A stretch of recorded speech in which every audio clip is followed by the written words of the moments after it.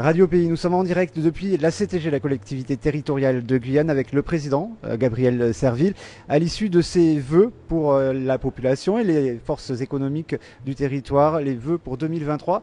Gabriel Serville, bonsoir tout d'abord. Bonsoir. Un mot sur cette cérémonie de vœux, sur ce discours.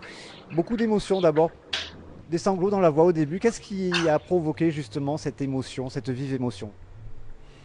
Je pense que c'est un tout parce que lorsque j'ai fait encore une fois cet après-midi le bilan de l'année 2022, c'était pour me rendre compte que nous avions énormément travaillé, nous avons fait énormément de choses, on a pris beaucoup de délibérations lors des séances de l'Assemblée plénière et lors des séances de la commission permanente.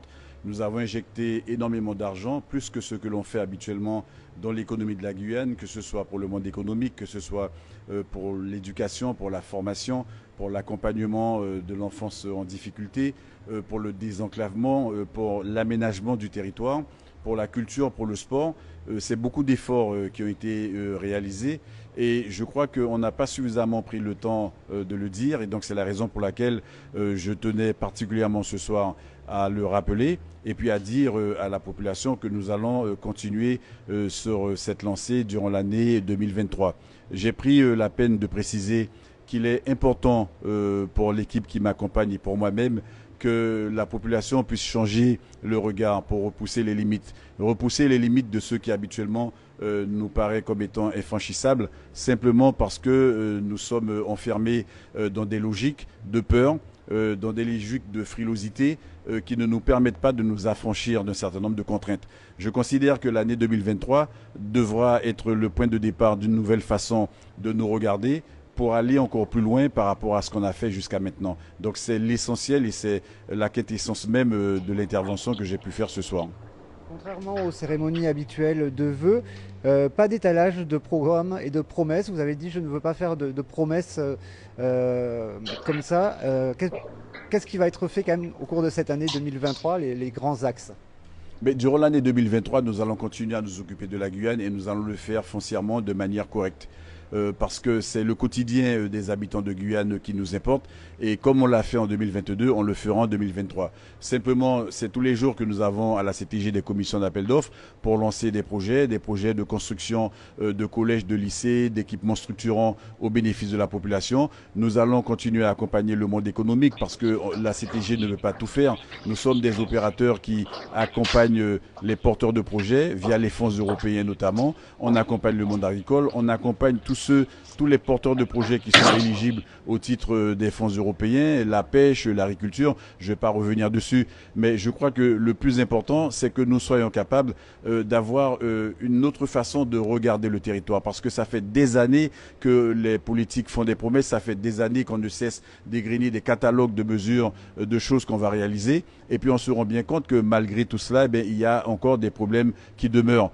Il y a des réussites, cela étant dit. Lorsque j'ai vu comment s'est déroulée la rentrée de septembre 2022, on n'a entendu personne se plaindre d'enfants qui n'auraient pas été affectés après la classe de 3e. Je rappelle quand même que c'était ça l'objectif premier de notre campagne, c'est de dire que tous les enfants sortant de 3e devraient être scolarisés. Nous avons réussi à relever ce challenge. Peut-être qu'on n'en a pas suffisamment parlé, mais je crois que nous sommes tout à fait sur la bonne voie et nous allons continuer à progresser dans cette direction au bénéfice des habitants du territoire. Gabriel, vous avez dit que vous seriez intraitable concernant justement la voix de la Guyane, portée notamment auprès du gouvernement. Trop de divisions, c'est un avertissement, c'est quoi que vous avez lancé à vos collègues aussi, peut-être élus ?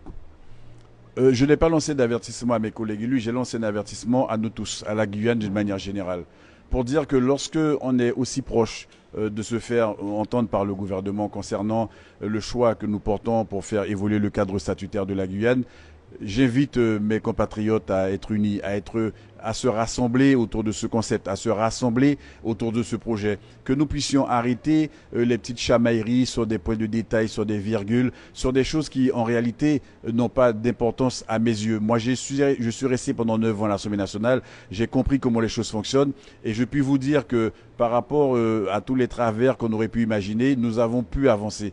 Aujourd'hui nous sommes face à un gouvernement qui nous prête une oreille extrêmement attentive. Il ne faudrait pas que le projet échoue. simplement parce que les enfants de Guyane n'auraient pas réussi à se mettre d'accord lorsque le président de la République lui-même nous dit que les Outre-mer sont arrivés au bout d'un cycle, lorsqu'il dit qu'il faudra changer de logiciel, lorsque lui-même dit qu'il ne faut pas avoir peur d'aller vers des radicalités pour démontrer à nos concitoyens que nous sommes sur une nouvelle dynamique. Mais moi, je considère que nous avons une obligation de résultat et on ne peut pas se planter sur ce projet-là en particulier. Une dernière question, Monsieur le Président de la collectivité territoriale de Guyane. Vous venez d'évoquer les enfants de Guyane. Vous avez salué le rôle de la presse. Je sais que vous êtes aussi un lecteur et vous l'avez salué parfois à Mediapart. L'article de Mediapart concernant justement les enfants placés sur le littoral qui auraient subi, avec des témoignages à la clé, des maltraitances ou en tout cas des discriminations depuis une vingtaine d'années. Est-ce que vous aviez été alerté vous-même en tant que président depuis près de 2 ans à la CTG, 1 an et demi, pardon. Est-ce que ça faisait aussi partie des points de dissension avec votre vice-présidente à qui vous avez retiré la délégation? Où en sommes-nous aujourd'hui de ce dossier? Vous savez qu'il y a des enfants qui sont maltraités au sein de leur propre famille. Alors, qu'il y ait des enfants maltraités dans des familles hébergeantes, je ne peux pas l'accepter, mais on pourra difficilement l'empêcher. Simplement, il faut que la vérité remonte comme il se doit, qu'on évite de la travestir, qu'on évite de faire comme si on découvre ce problème-là aujourd'hui. C'est un problème, vous l'avez vous-même dit, qui remonte à plus d'une vingtaine d'années. Lorsque vous parlez de l'enfance en difficulté, je parcours les départements de France et de Navarre pour constater qu'il y a les mêmes problèmes ailleurs, mais la Guyane est dans une configuration particulière, avec une population qui s'appauvrit, mais n'a pas commencé à s'appauvrir depuis 2021. La dynamique était enclenchée déjà depuis de très nombreuses années, avec une difficulté à former des gens, avec une difficulté à recruter des éducateurs spécialisés, avec une difficulté également à recruter des familles d'accueil, des familles hébergeantes, des assistantes familiales. Je crois que c'est un sujet qui est majeur, c'est un sujet qui est grave. Pour pouvoir l'aborder, il faut prendre du recul, il faut se poser. On ne peut pas gérer cette question-là dans le bruit et dans le désordre. D'ailleurs, vous avez compris que moi, j'ai horreur du chaos. Je ne peux pas avancer dans le chaos. J'ai besoin d'avoir de l'ordre et de la méthode. Donc, j'ai eu effectivement à prendre un certain nombre de décisions par rapport à des situations qui m'ont cruellement gêné, parce que j'ai toujours considéré que le travail de construction, il doit se faire dans la durée, il doit se faire dans le temps. Maintenant, j'ai récupéré ma délégation. On aura l'occasion d'en reparler. Je travaille en parfaite et en étroite collaboration avec les directrices et directeurs du pôle prévention, santé et solidarité, avec ceux qui sont responsables de la direction de l'enfance et de la famille, avec l'aide sociale à l'enfance. On va parler de ce que nous envisageons de faire. On va parler des actions de recrutement. On va parler de la formation qui sera mise en place au bénéfice des assistantes familiales. C'est quelque chose que nous avions déjà envisagé avant même que les médias s'emparent de cette question.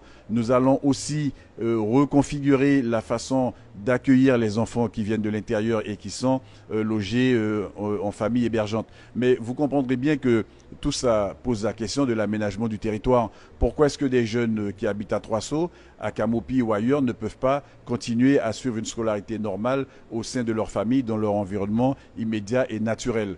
Donc il y a un certain nombre de questions qui sont posées. Moi, je veux faire de la systémique. On ne va pas essayer de traiter les questions comme ça par le petit bout de la lorgnette avec des bouts de chandelle. Il y a un regard globalisant qu'il faut poser sur la Guyane, qu'il faut poser sur ces problématiques. Donc on essaiera de faire l'effort et les médias seront tenus informés en temps et en heure de ce que nous faisons. Juste, Monsieur le Président, vous n'avez pas tout à fait répondu à la question. Il y a eu des signalements. On parle d'une vingtaine de signalements de cas graves et ça va jusqu'à des viols.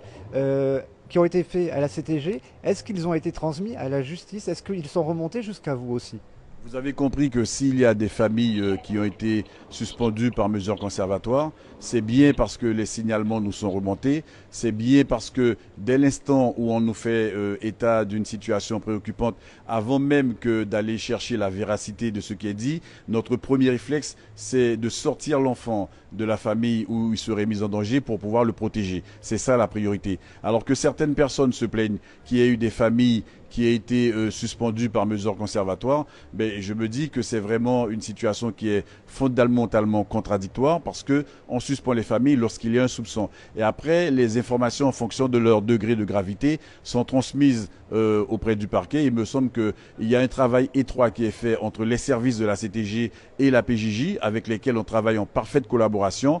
Il y a des hommes de l'art du parquet qui sont en capacité de dire comment on doit traiter ces questions. Je vais laisser aux professionnels le soin de faire leur travail, mais je voudrais véritablement que la rue arrête de s'ériger en procureur, que la rue arrête de s'ériger en donneur de leçons, pour que les professionnels de la CTG, que les professionnels de la PJJ continuent à faire leur travail au mieux de leurs possibilités pour mieux préserver les enfants qui en ont besoin. Merci. Merci Gabriel Serville pour ce point. Ici donc depuis la collectivité territoriale de Guyane, donc à l'issue des vœux qui ont été prononcés aux forces économiques et à la population. Une interview à retrouver en replay sur notre page Facebook et nos réseaux sociaux de Radio Pays. À très vite.